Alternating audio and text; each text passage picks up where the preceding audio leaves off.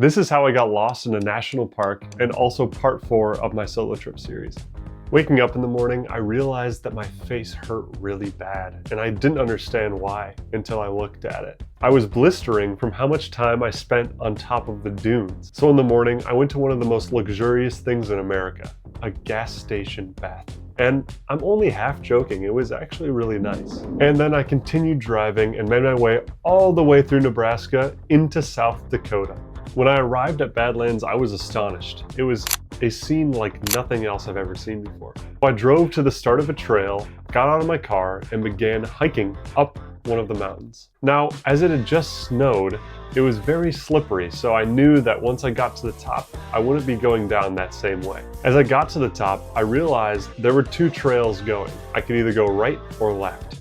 Kind of with the flip of a coin, I chose left. Now I was using a map and I was following a trail, and I continued on this trail for what seemed to be an hour, maybe 2. Eventually, I ended up on a road and looked back at my map to find out that the trail was not a loop.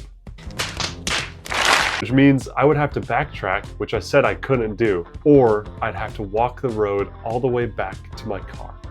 So, turns out the trail's a little longer than I thought. Now I'm walking the road, which is even longer, so. I got out of Badlands, I made a quick stop at Wall Drug, it wasn't open, and then I continued on my road all the way to the next rest stop.